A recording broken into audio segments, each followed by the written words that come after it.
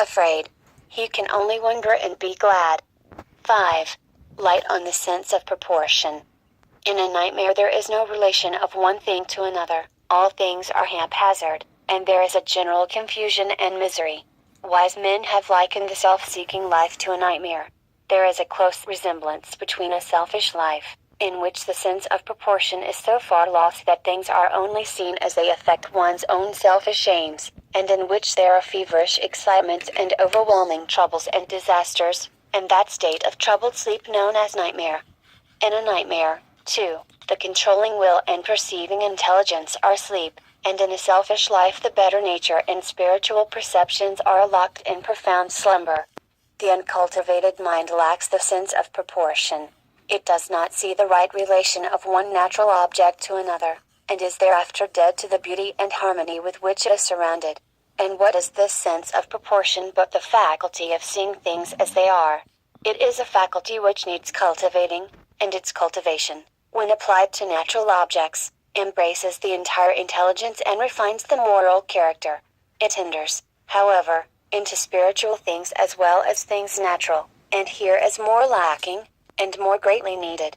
For to see things as they are in the spiritual sphere is to find no ground for grief, no lodging place for lamentation.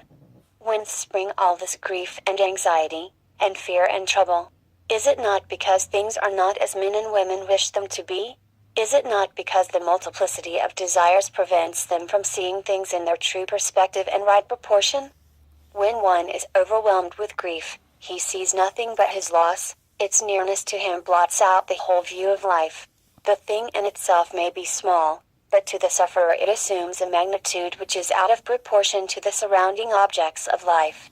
All who have passed the age of 30 can look back over their lives at times when they were perplexed with anxiety, overwhelmed with grief, or even, perhaps, on the verge of despair, over incidents which, seen now in the right proportion, are known to be very small.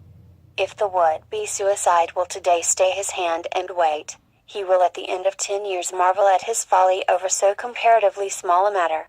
When the mind is possessed by passion or paralyzed with grief, it has lost the power of judgment. It cannot weigh and consider.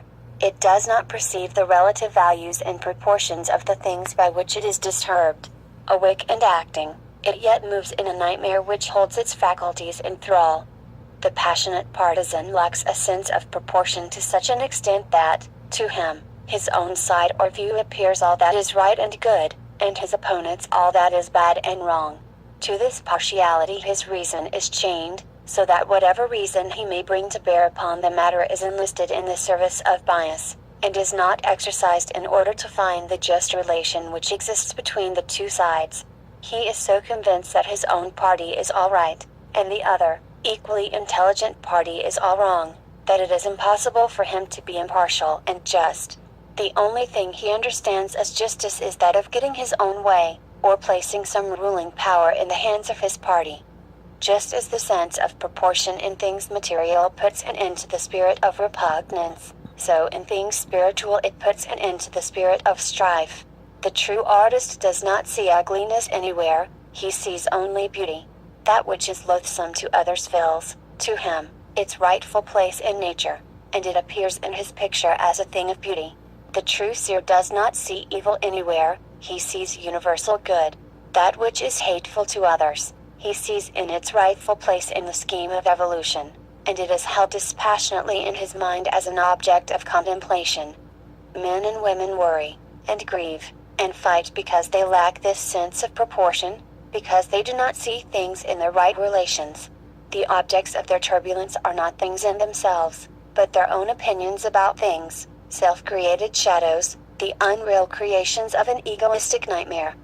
The cultivation and development of the ethical sense of proportion converts the heated partisan into a gentle peacemaker, and gives the calm and searching of the prophet to the hitherto blind instrument in the clashing play of selfish forces.